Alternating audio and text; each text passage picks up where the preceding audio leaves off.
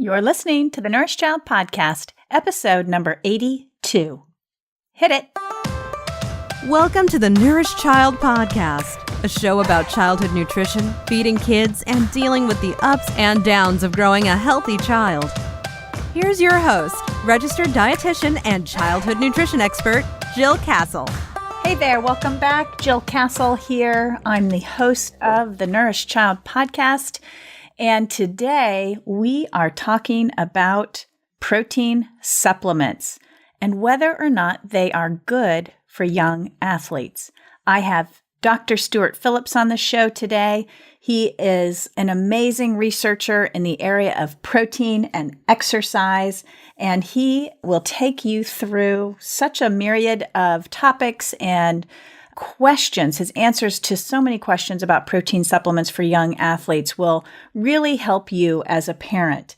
We are covering the convenience of using protein supplements, what the role of a protein supplement is, the safety of using protein supplements, how much of a protein supplement to take, and which athletes can actually benefit from using protein supplements. So if you believe that protein supplements are all bad, this podcast will set the record straight. So just a quick update. I am back from San Diego, where I accompanied my son, who is a rower, on the first regatta of the season. So we are well into spring rowing season. And so as you know, as a mom of an athlete, I have a collegiate swimmer athlete and very much involved with my son's crew team. You know, I'm living this whole, sports nutrition, sports diet. And I'm an author of Eat Like a Champion, which is a sports nutrition book for the young athlete. But I live it on a day-to-day basis. And the question of protein supplements has come up more than once in my own family with my son. And I've explored that idea with him. And you'll hear in this episode what I have done with him and how I handled the question of using a protein supplement. But what I really appreciate about Dr. Phillips, who's on the show today, is he is also a father of athletes, and he is also a researcher of protein and protein supplementation. So I felt that it was really good to tap into an expert who is not only researching and very knowledgeable in this area, but who has taken it to the practical side and applied it to his own kids. As you know, this is part 3 of a 3-part series focused on protein. Episode number 80 was with Heather Leidy, and we talked about the importance of protein at breakfast for young teenagers and teenagers. We also, in episode number 81, talked to Dr. Stefan van Vliet about whole foods as a protein source versus protein supplementation. So I hope that if you haven't listen to those 2 episodes, that you go back and listen to those episodes as well, because I think what we've done here in these 3 episodes is really digested or broken down, if you will, the topic of protein as it applies to not only young athletes, but growing kids. Just a quick update on me. In addition to being back from San Diego, I got to go into the city and appear on the Mom Brain podcast with Daphne Oz and Hilaria Baldwin. So I am anxiously awaiting that episode release. I think that will be in about a couple of weeks to a month. So I'll let you know, but that was super fun to be in person with them and having a conversation about picky eating and how we can help our picky eaters. So stay tuned for that. I'll include the link if that comes up in the show notes. You can find all of the links that we mentioned today, including Dr. Phillips' handles, in the show notes at jillcastle.com/082.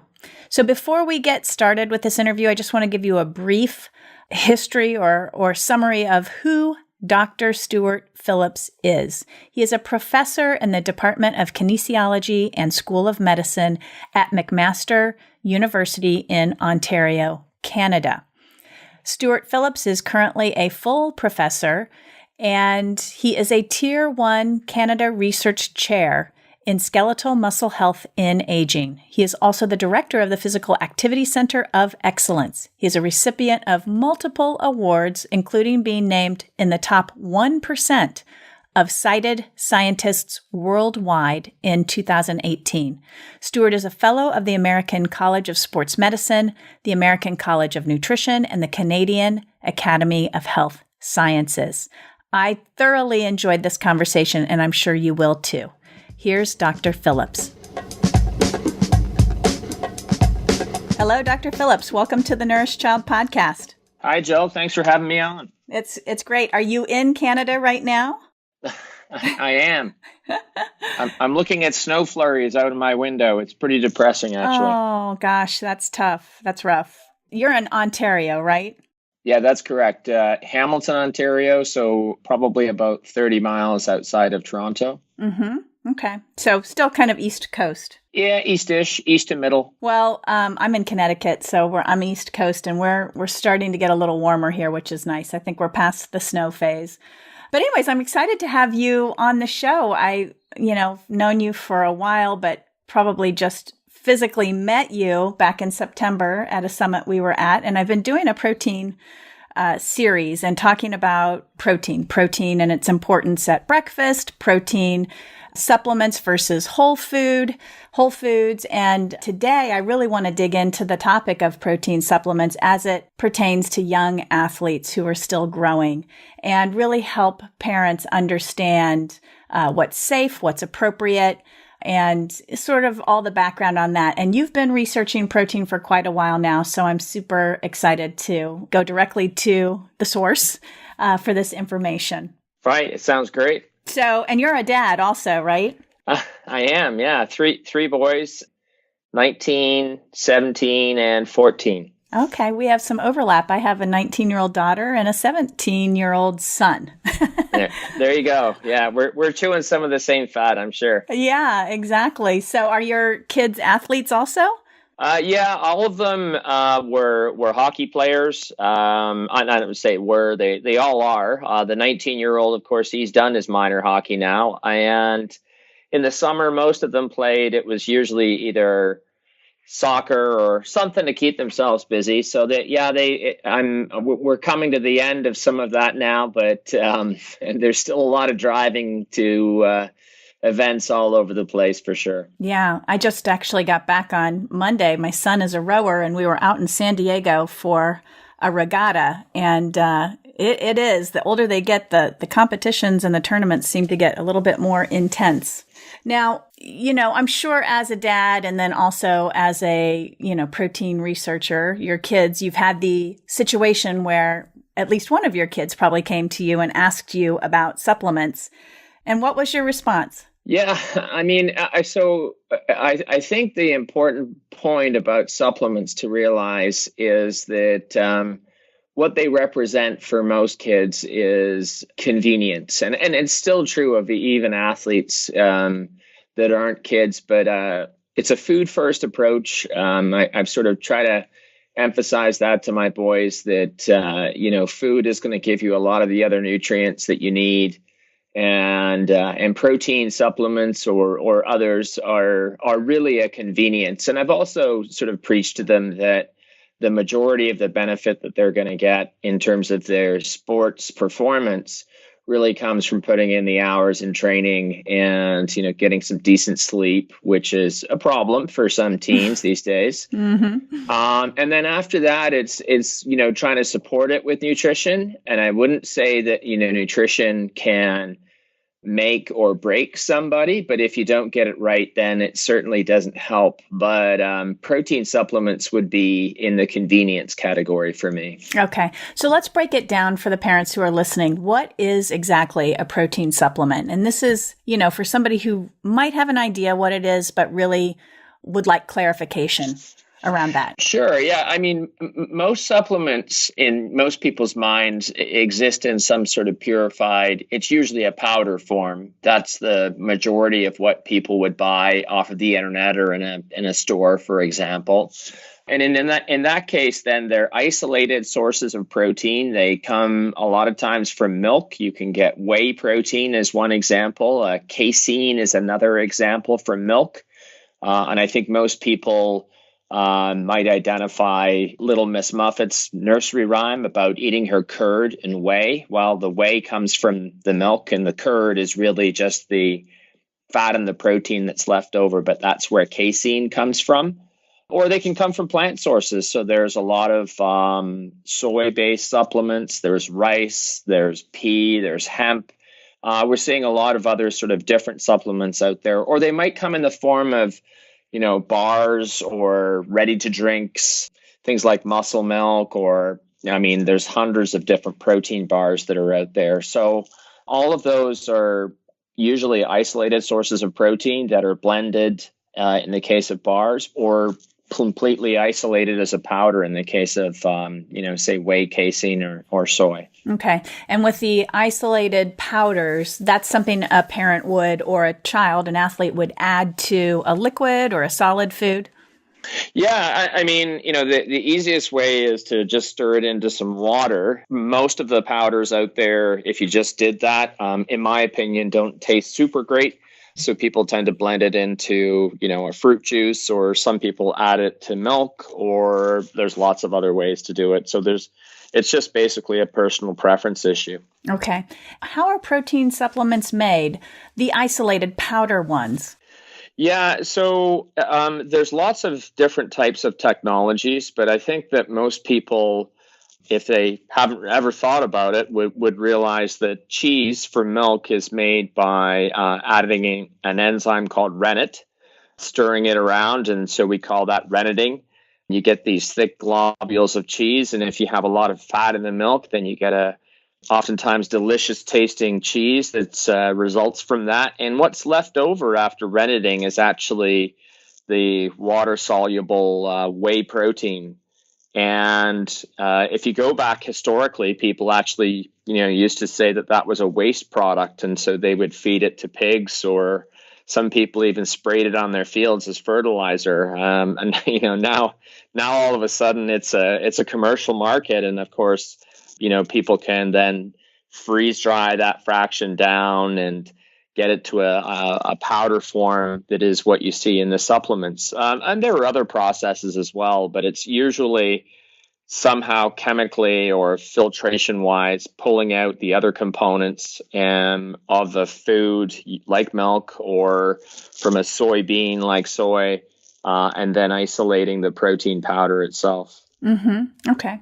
And then when we think about animal-based protein versus plant-based protein in terms of the supplements, which is better? And I guess that kind of leads to a conversation of, what exactly these protein supplements can do for an athlete, and what is the link, or what is the reason, the underlying reason why it's having a benefit? Yeah. So the difference between plant and animal in a very broad stroke is that plant-based proteins tend to be lower, not necessarily, devoid, but lower. And soy is an exception, I'll admit that, in what we call the essential amino acids. So all proteins are made up of, and in our body, 20 different types of amino acids.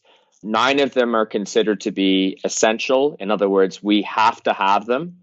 Animal source proteins, whey and casein being a prime example, so the 2 main milk proteins, are very rich in all of the essentials, the ones that we need. Soy does a great job, but when you get into some of the pea and the hemp and the rice proteins, they tend to be a little bit lower in some of these essential amino acids. So you could sort of say, well, maybe the animal source proteins are better.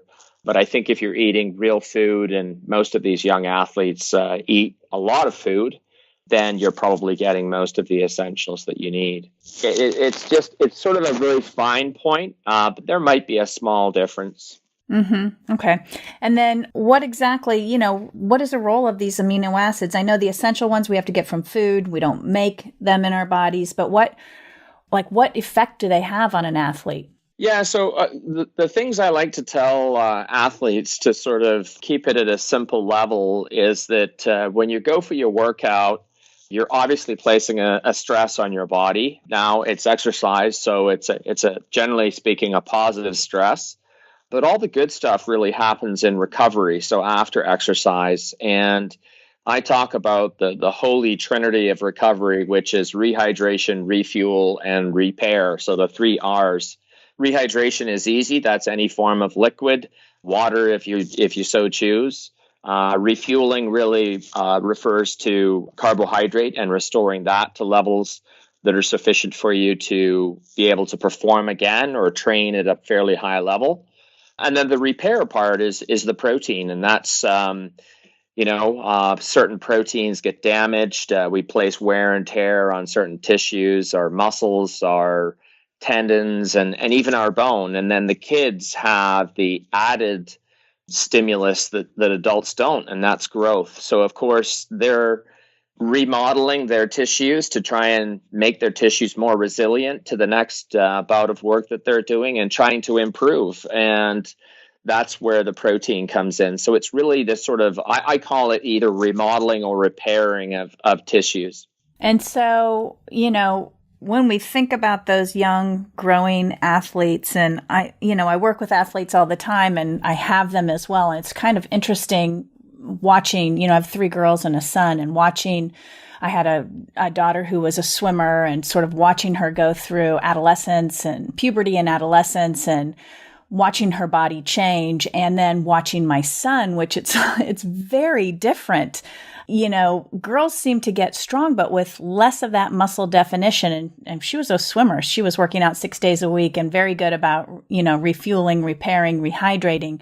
My son too, but it's really amazing to watch how the musculature of a boy versus a girl is so incredibly different. Does the diet really change that, or is that just the inherent difference between boys and girls? Yeah, it's. I'll sort of answer the question in 2 parts. And so, first of all, I think that we can all remember, or we're all looking at when we had boys and girls, and so boys and girls, in this sense, referring to kids prior to puberty. You lined them all up along the fence, and you let them do something, and some of the boys were fast and some of the girls were fast, but there would be girls that were faster than boys and vice versa. And then puberty hits, and there's all of a sudden this big divergence. Of course, you get a surge in sex hormones in women that brings with it, a menstrual cycle that, wasn't there before. But with boys, you get a big surge in testosterone, and that's sort of the difference maker that by default, then, the boys become, I'll call them younger or more mature boys, younger men, if you like, and the girls begin to mature into young women. So, yeah, that's the difference maker, really, is the testosterone. And so I think that one of the underlying assumptions is that girls can't or won't gain muscle. They do, of course. It just tends to be less obvious because they have a bit more body fat. That's simply a biological by design feature than boys. And if you've got, a big young athlete who's working out, lifting weights and doing the whole thing, then you begin to see things change quite rapidly. I don't think that diet plays a huge role in that. What I will say is that through improved nutrition, globally, you can see some populations, as an example, have gotten taller. So, over time, so you would sort of say, okay, well, nutrition has played a role there. But I would say for the most part, we're sort of at our peak at this point. In other words, it's mostly mom and dad's genes and a blend, a little bit of an environmental influence that influences things like stature, muscle mass, and sort of body shape and or size. But, it's not a fait accompli. And I've seen kids that are smaller than their parents and kids that are bigger than their parents. So, but it's mostly some type of genetic program, I would think. And that the diet is a supporting role, if you like. Well, it's funny. You made me remember a conversation I had just a couple of weeks ago with a dad who was not, somebody I was working with, just a social conversation. And his daughter was prepubescent, and he was commenting on the fact that he was really trying to get her to drink more milk because he had heard that makes kids grow taller. And I thought, I honestly have never heard that before. But you just triggered that memory for me. Is there anything behind that, or is that sort of urban myth? Yeah, it's interesting. Milk is it's a great food source. Of course, it's very nutrient rich and high quality protein and calcium, and in most parts of North America, it's fortified with vitamin D, which is tough. Well, I mean, if you live in Connecticut and I think you're probably close to the same latitude as us. We just don't get a lot of sunshine. And when we do, most of us put on sunscreen, right? So, getting our own vitamin D from the sunshine just doesn't happen. And so dairy is really the major source, and milk is a great one. I don't think that it certainly is, it's a supporting part of helping kids grow, but I don't think there's any truth to, you drink a lot of milk, you get taller. It definitely helps and it supports what's there, but it's not the major accelerant. And the difference, I suppose, like I said, is sort of cross-culturally. You could go to regions that are food insecure and then improve food supply through either food aid programs or improvements in local agriculture would have a market effect on something like stunting. So kids that are nutritionally deprived get a tremendous boost, but most of our kids these days are there's plenty of food around. Mm-hmm. Mm-hmm. So, many of the kids that want to use a protein supplement, they want to use it because they want to get bigger or bulkier or stronger. Is that what a protein supplement actually does for an athlete? So I'll answer that in two parts. First, I'll say is that the most recent meta-analysis, a systematic review and meta-analysis, so basically a global look at all of the papers that have ever been published on this topic in adults, and so people over the age of 18, shows that supplemental protein gives you a little bit of an extra boost. And I hasten to add in that analysis, the supplemental proteins came from all kinds of sources. So it wasn't just, milk-based or animal-based proteins. It was plants as well, or it was given by food. And so in some of those studies, they said, eat more of, X, Y, or Z. In this case, it was drink more milk or eat more eggs or eat more meat, for an example. So you get a boost. It's not as big as most people think, and it's in the neighborhood of about 9%. And the gain wasn't even that big anyways. The difference in kids that are growing is hard for me to answer because the simple answer is we don't have a lot of data. My suspicion is, based on what we see in adults, is that if there is a boost in getting bigger, in other words, muscle mass, that it's probably also pretty small. The natural growth process by far, I think, outweighs the advantage that diet might bring. So it brings me back more to the situation where it's a convenience more than anything else. One of the things that comes up a lot, especially, in boys, is this idea that more is better. Are there any downsides to too much protein? Yeah. So let me say right at the outset that I think most people are concerned about two things when we talk about protein. The first one I'll mention is that somehow it is causing you to lose bone mass, and nothing in the literature suggests that is true. In fact, the most recent analysis that came from the National Osteoporosis Foundation found that if anything, protein is a bone supportive nutrient, but you need to get adequate calcium, obviously, and vitamin D. The second thing is that protein causes your kidneys to fail.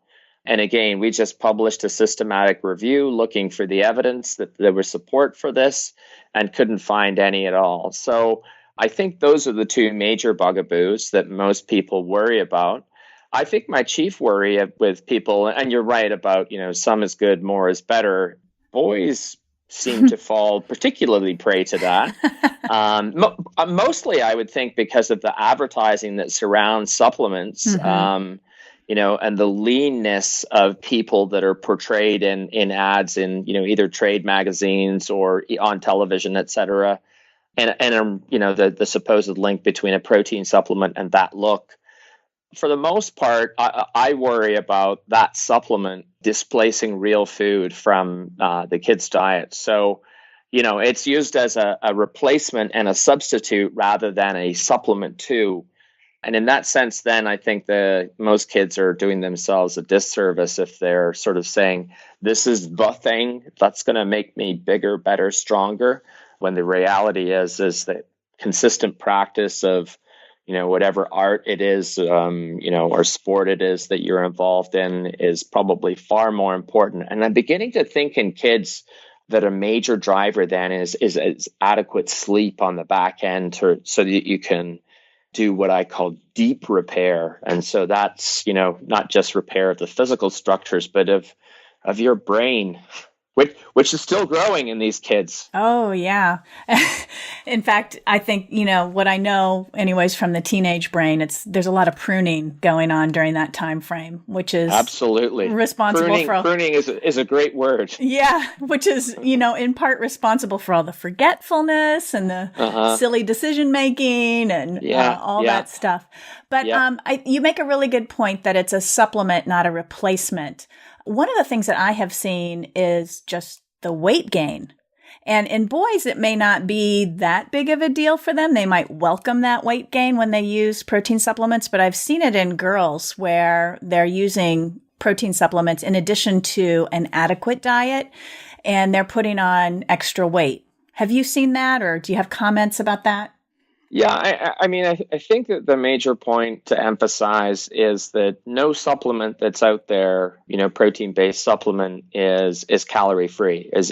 So, and a lot of people sort of talk about, they tend to poo-poo the concept of calories in and calories out. And for certain, I think it's a gross oversimplification of how the machine works. But for the most part, weight gain and weight loss all run through energy balance. And so if you tip the scales in favor of positive energy balance, which is great for growth, don't get me wrong, but you can tip them too far in one direction, then, people are going to gain weight. So it's a situation about finding that happy medium where, you're able to support your growth, you're able to support the activities that you're doing as a young teen athlete. But, there's a point where, all of us and kids can consume too much. And then in that situation, the weight gain is greater. So I think a lot of people maybe overestimate the amount of energy that these kids burn in doing their sport, or the kids themselves do that.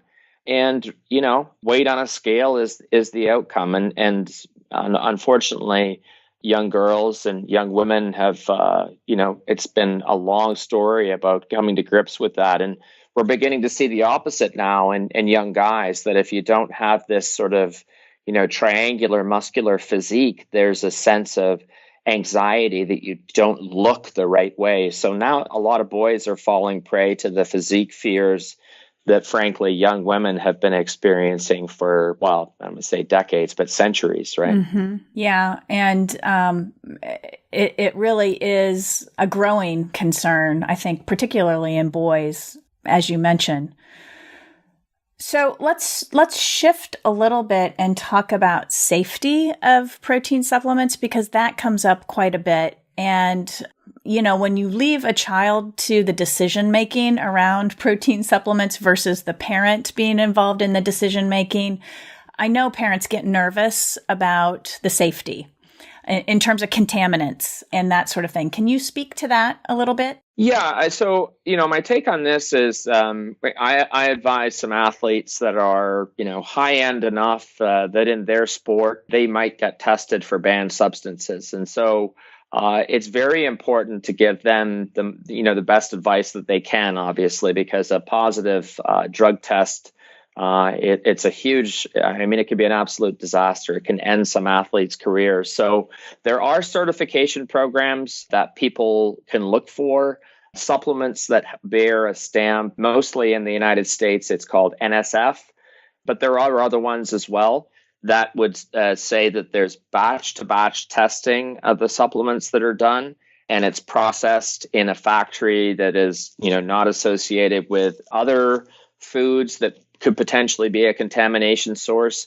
And generally that it's produced in country. So it's either produced and manufactured or bottled or purified, et cetera, in the United States or in Canada or somewhere where you can say, okay, that there are manufacturing standards that live up to what we would consider to be, good manufacturing standards. The problem is with the internet, you can get protein supplements from everywhere and anywhere in the world where there aren't those types of controls. So some is good, more is better, and cheaper is not necessarily the best option. And so I would urge parents, to get involved in the decision making, or at least advise their kids what they're looking for. So it's a little different in my house because a lot of protein supplements show up in my mail that are just sort of like, hey, try this. Yeah. And I'm like, so I don't have to worry about it as much. And so I generally pass on, what I can't eat. It's, I'm not the teenager anymore, so I have to really watch what I eat. So,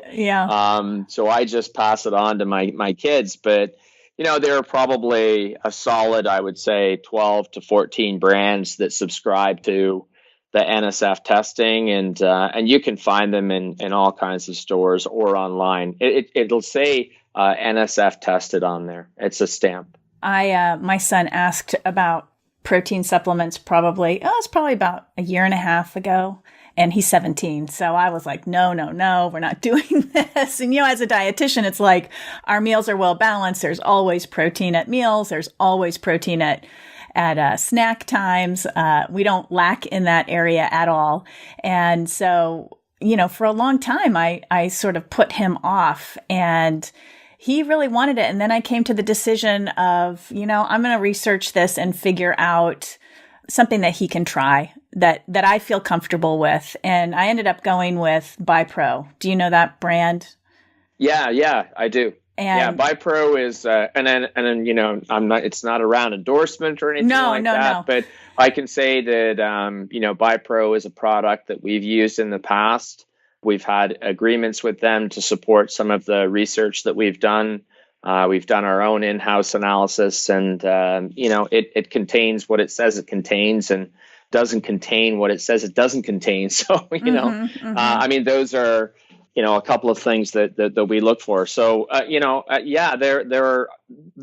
a minefield out there. So I do think that from a parent standpoint, my message would be to alleviate some of their anxiety about the supplement per se, and to be involved in the process, probably like a lot of other decisions, when it comes to parenting and teens, right? Right. And just to clarify, I have no relationship with that product either. I really came at it from a complete, I'm going to look at everything and do my research, and that's where I came to be. And it turned out, just to to tie up the story, he tried it for maybe a week and decided he didn't, really want to go through the process of taking a supplement every day, and just, it just didn't end up fitting into his lifestyle and what he enjoyed eating and taking part in. But that being said, if a family or if a young athlete and his parents are pursuing a protein supplement, where should they begin in terms of dosage, in terms of how much? Yeah, for most people, the dosage is dictated by the size of the plastic scoop that's inside the bag, or the bottle. 1 scoop, 2 scoops. I know, so it's sort of variable, but if you want a hard rule, then what I generally say is, and some people will say this is crazy, but it is 0.3 grams of protein per kilogram of the athlete's weight. And then, everybody sort of goes, oh my God, what is that? Mm-hmm. I like to say somewhere between 15 to 20 grams of protein. Most scoops that are in most products, and you can check on the package, would provide between 20 to 30 grams. And I think most athletes could probably stand to use a little bit less of that. And, so from that standpoint, remembering, of course, that it's supplementing what it is you're eating and not replacing. So from that standpoint, then, the scoops are, convenient for sure. Most of them are, I would say, probably closer to the 30-gram end. I'm thinking of young women or girls. They could probably use half a scoop. And the boys out there are probably, 2/3 to 3/4. But of course, everybody levels off the scoop and that's what they do. I don't think that it's a bad thing, but then you're at the mercy of the size of the scoop, which is exactly what the manufacturer wants, of course. Exactly. So are there any particular athletes that you can think of that might, I have an idea in my head, but an athlete that might benefit from taking a protein supplement? Yeah, so I think it really depends on the training schedule of the athlete and to some degree the intensity and the volume of the work that they're doing. You mentioned rowing and swimming, which are my sort of two top end. Rowers tend to be on the water because that's just the way it goes at 5 or 6 in the morning, and swimmers, likewise are in the pool. And swimmers as a group, I think, in terms of the volume of work that they do in a given week, they're really at the top end. And I know a lot of people then sort of go into the sort of power sports. And so they talk about football athletes and ice hockey and rugby, et cetera. And I don't doubt that those either young men or young women who might be weightlifting and weight training as well could benefit. So it's really determined more by the volume of the training that they're doing and not the actual sport per se, because I know we're in an age of, sport specialization in a lot of areas, very early in young athletes' careers. And the volume of training, I'm sure, even in, other sports that I haven't mentioned, and I might say volleyball, basketball, soccer, can become pretty intense and pretty large. So from that standpoint, I think one of the somebody asked me, they said, how do I know it's the right time to give my young kid a supplement? And I said, I call it the pants on shoes test. And they said, what do you mean? I said, well, you know how sometimes the kids will put on a pair of pants and you're like, holy cow, there's about 3 inches between the bottom of their pants and their shoe top. Yeah. And I said, that's a good sign that they're growing, So maybe not a bad idea if they're in a big, intense training phase to think about a supplement. But if they're good eaters and everything's going well, then it's a convenience more than anything else. But swimmers, rowers, I think, as rules of thumb, are probably high up there. Power athletes who are doing 2-a-day workouts. Young triathletes are another great example. What do you think about, I see a lot of athletes who are picky eaters that don't have, a great diet. They don't have a balanced diet. I think of them and I think maybe they may benefit from some extra protein, particularly if they're picky about protein foods. Yeah, and in answer to that question, I think you're right. But just remember that a lot of protein supplements contain only protein. So they're getting the protein, but there's probably some other nutrients that they would need to get in addition to the protein per se. So it solves one of the points, but it doesn't solve a lot of the others. So if they're picky about what they're going to eat, I agree. So this is where I say to parents to sort of, I call it covert nutrition, which is, the addition maybe of some protein powder to a dairy-based product or, some type of milk beverage, whether it's soy or rice or, whatever your preference is, to try and make the supplement as nutrient dense as possible. So get the calcium in there, get the vitamin D, get the potassium, get any other vitamins that are associated with the food and or the supplement, and get those up to the levels that the kids need. So covert nutrition is the way to do it. Find something that somebody likes and then Add to that. Go with that. Yeah. So as we wrap this up, and I want you to think about if there's anything I haven't asked you that you'd like to share, but from what I'm hearing you say, protein supplements are perfectly safe, but you have to do your research. They can be a benefit to those growing athletes, particularly the ones who are intensively training and in a growth spurt. but also food first and include the food, like have one eyeball on the food composition of your athlete's diet and supplement if you choose to do so, not replace. Did I summarize that correctly? Yeah, no, that's a perfect summary. Exactly. Anything else you want to add in terms of where the research is heading in this area, or any other countercultural advice? Myths that are circulating out there you want to set straight? Yeah, I think that we're in sometimes I'm speaking in Phoenix at the Sport Nutrition Conference in a couple of weeks' time, and I was just pulling together my presentation, and one of the sort of underpinning themes was that I think from a dietetic point of view, or a nutrition point of view, some of the world has gone mad. So there are some extremes out there, of course. The carnivore diet is a popular one right now. The keto, keto, yeah, and I roll my eyes because, of course, there's nothing new under the sun. They've all been done before and tried in some way, shape, or form. So people that think that it's a new thing are sorely mistaken. I think a growing trend, more so in girls and young women, is a vegan-based diet. And my point is, it's a very healthy way to eat. And a lot of people are obviously concerned about the environmental issues around animal protein, and I don't want to dismiss that at all. I would make the point that you can be a good vegan and get everything you need. You have to be fairly judicious about how you plan your diet, and you can't just, I had somebody the other day and they said, yeah, I lived with a vegan, and, her diet at lunchtime was like, toast with butter and Diet Coke. And I'm like, well, yeah. So, got to be a good vegan. Yeah, and that's it. And so it's, vegan diets because of the, selection of foods, and protein is one of them, but obviously a lot of micronutrients too. You just have to be sort of a well-informed vegan and make some judicious choices about the foods that you eat and how much of them you eat, et cetera. Just like probably, every other diet, you can do it poorly or you can do it well.